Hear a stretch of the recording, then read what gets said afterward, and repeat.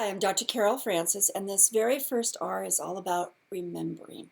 Now, there's all sorts of ways of remembering something that's traumatic, but remember, we're working on using these recovery moments that are reliving the traumas that you went through and catapulting them into recovery. So the remembering of what you're going through is going to just come to you spontaneously.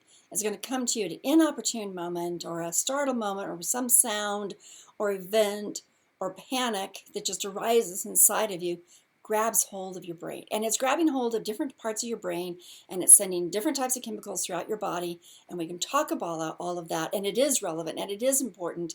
But all you need to know is at that point, your brain is supercharged to react to that memory. So you say to yourself as soon as you possibly can, no shame, no harm, right?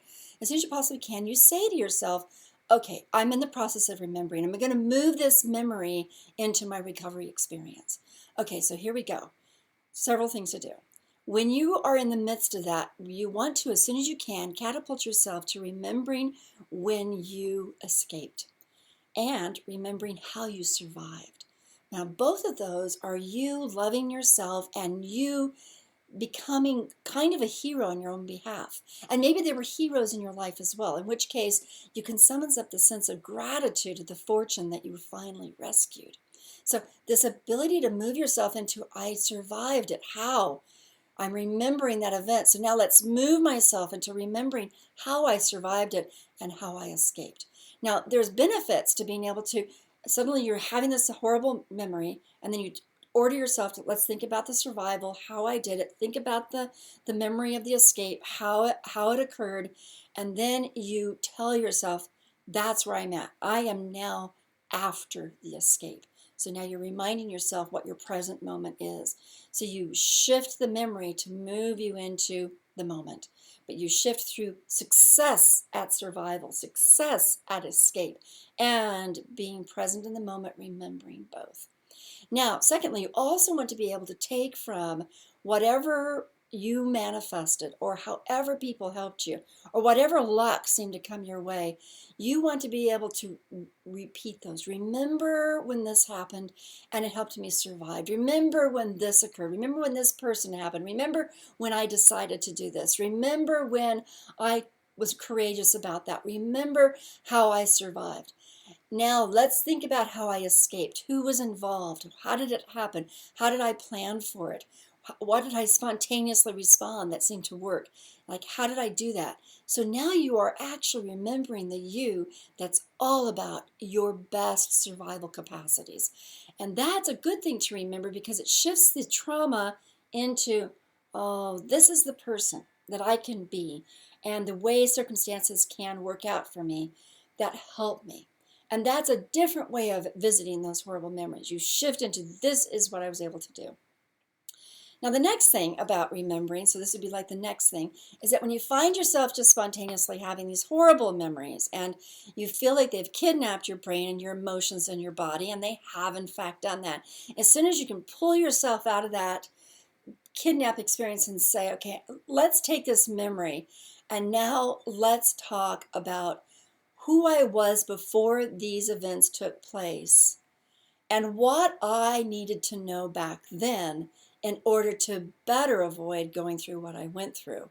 Now what you're doing is you're tying the past before the event in with the present and where you needed in between, what skill sets, what mindset, what consciousness, what awareness. Now some people say, oh, I don't want to do this. This makes me feel so guilty or so regretful, or it makes me feel, oh, why didn't I do this? And there is that. But remember that feeling of why didn't I do that instead of this is all part of the recovery. It's that regret that's inevitably going to come on you after a moment. So you take that moment and you say, okay, so I'm going to remember what I needed to know prior to any of this happening that would have kept me out of that situation so I would not have gone through that. Now, you don't know for sure if you would not have gone through that. And maybe you would have put yourself in the exact same circumstance that you were in.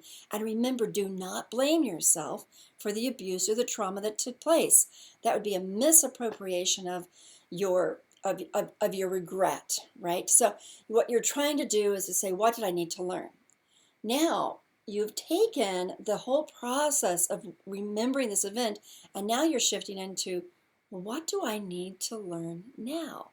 And that's a whole type of reframing process that we'll go through in one of the future classes. But that remembering of what did I need to know then that would have made it so maybe either the situation would have been less impactful, or maybe it wouldn't have occurred at all, or I would have had a better set of skills in order to be able to get through that.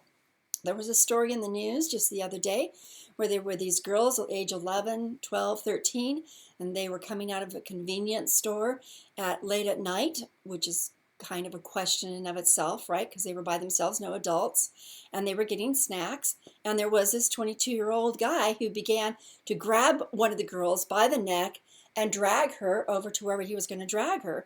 And the other two girls began to kick and hit him and throw their food at him that they had got in the convenience store, and throw the liquid at him and throw him in the ears and eyes and ears and kick him and scream and yell.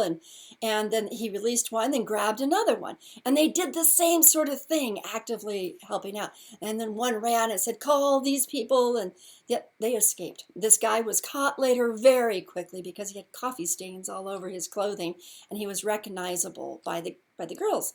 Now, one thing that the father said is, I never should have let my kids go out that late at night. I just thought things would be safe.